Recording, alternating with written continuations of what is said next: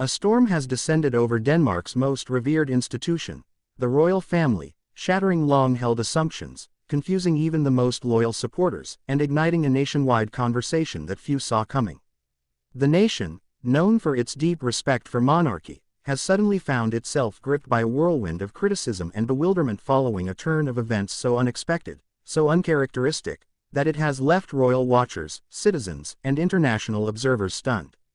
The Danish monarchy, often seen as a model of stability, elegance, and modernity, is now under a magnifying glass like never before.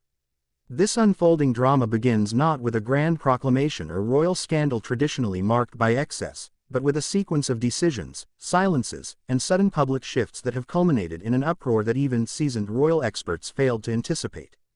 At the center of the storm is the newly crowned King Frederik X, a man once hailed as the steady heir with a heart full of duty, and his popular consort, Queen Mary, whose image of grace and philanthropy had earned her the adoration of millions. But something has changed, and not quietly. Whispers began behind palace walls when public appearances of the royal couple became sporadic and noticeably strained. Observers noted the lack of eye contact, stiff body language, and carefully choreographed movements that hinted at a deeper unease. Then came the solo appearances, King Frederik showing up alone at key events where Queen Mary's presence had always been guaranteed. The royal calendar, once filled with joint engagements, now painted a different picture, two royals moving in increasingly separate orbits. When the official channels remained silent amid growing public curiosity, speculation turned into confusion. The Danish people, long accustomed to transparency from their beloved royals, were suddenly left in the dark. And in that void, criticism took root. Why was Queen Mary absent from the National Day reception? Why did King Frederik embark on an official state visit to Greenland without his queen by his side? Why had the palace refused to address the growing chasm that had become impossible to ignore? Social media erupted with theories. Was there trouble in the royal marriage? Had Queen Mary fallen out with senior courtiers? Was there a deeper constitutional crisis brewing within the House of Glucksburg? For every unanswered question, there were 10 more speculations, each more dramatic than the last. And while the monarchy had weathered storms before, scandals involving distant relatives, minor controversies over royal expenditures, this felt different. This felt like a challenge to the very core of the institution. The confusion deepened when a senior palace aide resigned without warning, citing a need for personal reflection and discomfort with current royal dynamics.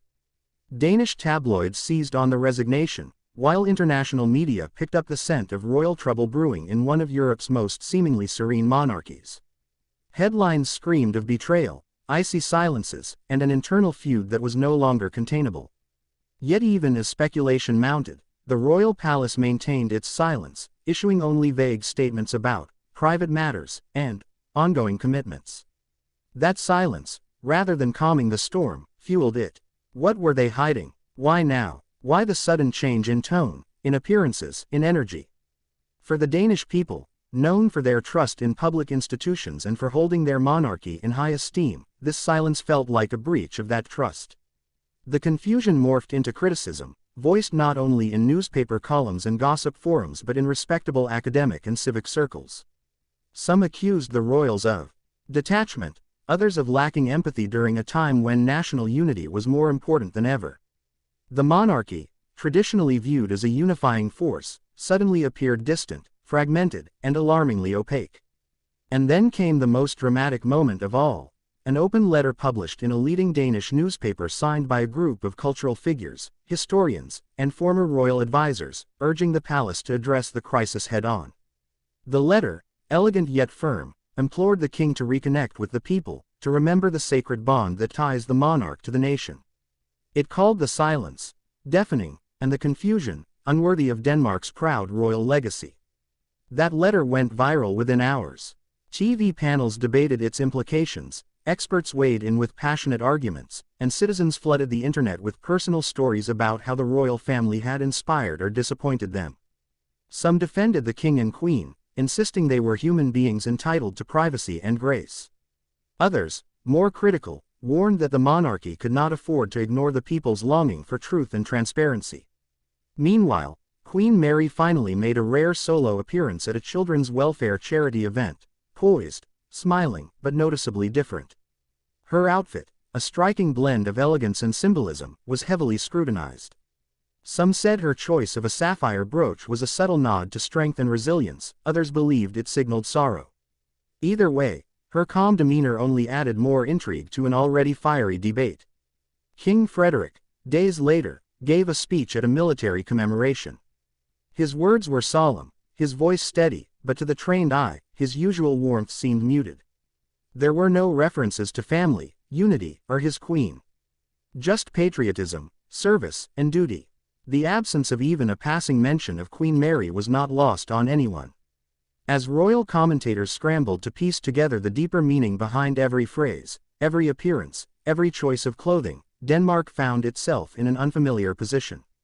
The monarchy, once a beacon of continuity, had become a mystery wrapped in silence. And the people, left without answers, turned their admiration into inquiry, their confusion into criticism. The press, careful not to cross certain lines, began publishing more bold questions. Could this be the beginning of a new era for the Danish crown, one marked not by fairy tale unity but by quiet redefinition? Could the royal couple be taking steps to protect their individual identities? Or was something more fragile and private unraveling behind the palace gates? Insiders hinted that the king and queen were reassessing priorities, while foreign analysts warned that Denmark must not allow its monarchy to fall into the trap of emotional detachment.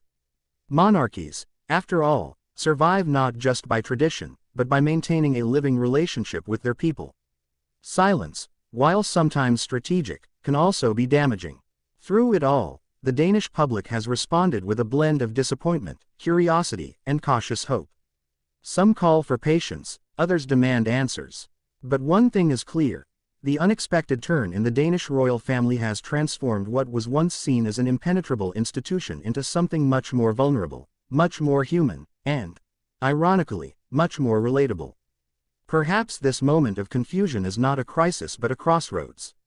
A chance for the monarchy to evolve, to open new dialogues with its citizens, to redefine what modern royalty means in a world of constant change and public scrutiny.